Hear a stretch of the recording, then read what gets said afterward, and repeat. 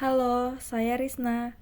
Di tengah kesibukan kalian hari ini, saya hadir membawa informasi terbaru. Yuk kita mulai berita hari ini. Berita pertama adalah berita sosial. Izin tambang dipersoalkan. PT Gorontalo Minerals diduga gunakan dokumen Kalimantan untuk operasi di Gorontalo. 13 Juli 2025. Aktivitas pertambangan PT Gorontalo Minerals di Kabupaten Bone Bolango menuai sorotan. Perusahaan tersebut diduga menjalankan kegiatan tambang di Gorontalo dengan dasar izin yang secara administratif justru merujuk ke wilayah Kalimantan Selatan. Dokumen persetujuan studi kelayakan dari Kementerian ESDM yang menjadi dasar penerbitan izin lanjutan mencantumkan lokasi kegiatan di Kabupaten Kota Baru, Kalimantan Selatan. Padahal, PT Gorontalo Mineral saat ini beroperasi di Gorontalo. Ketidaksesuaian lokasi ini dinilai sebagai kejanggalan serius dalam proses perizinan. Sejumlah pihak menilai penggunaan dokumen yang tidak sesuai wilayah operasi berpotensi menimbulkan cacat administratif. Temuan tersebut juga menjadi perhatian DPRD Provinsi Gorontalo, yang menemukan adanya kejanggalan dalam proses perizinan perusahaan.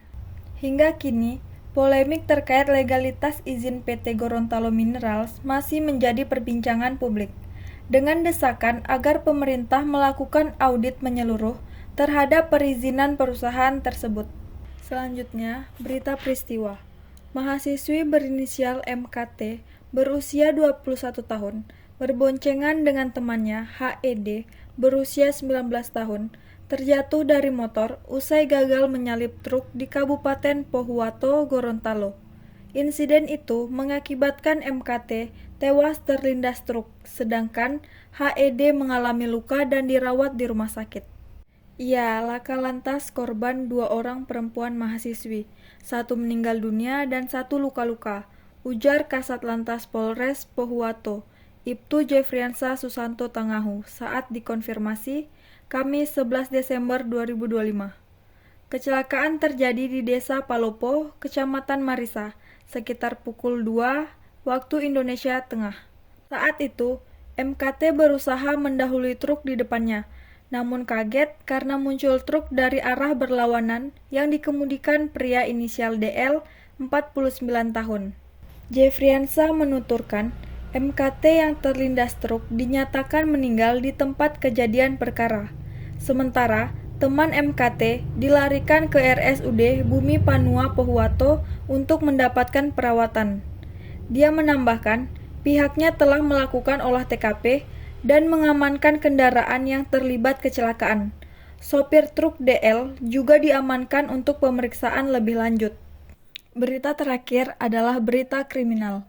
Gadis 13 tahun di Gorontalo diperkosa 8 pemuda usai dicekoki miras.